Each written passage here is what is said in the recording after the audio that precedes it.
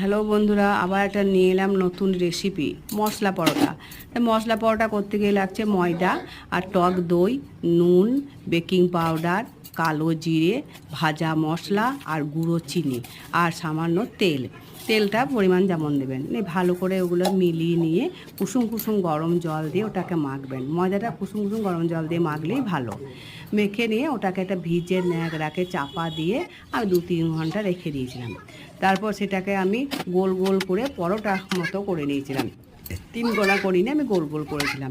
তাওয়াতে যখন দিলাম দেখুন হালকা করে সেঁকবেন, অল্প আঁচে সেঁকে গোল গোল করে বেশি একটু চেপে চেপে দেবেন এবং দেখুন আস্তে আস্তে কোনো ফুলে যাবে। ফুলে গিয়ে দুদিকে ভালো করে ভাজা হলো, একটু কড়া করে ভাজবেন, খেতে ভালো লাগবে। আর হালকা তেল দেবেন, খুব বেশি তেল দেবেন না। তেলটা দিয়ে ভালো করে এপিট ওপিট ভালো করে একটু কড়া করে সেঁকে নিয়ে ওই বাদামের চাটনিটা দিয়ে পরিবেশন করবেন। খুব সুন্দর লাগে। বাদামের চাটনি আগেই দেখিয়েছি আপনাদের।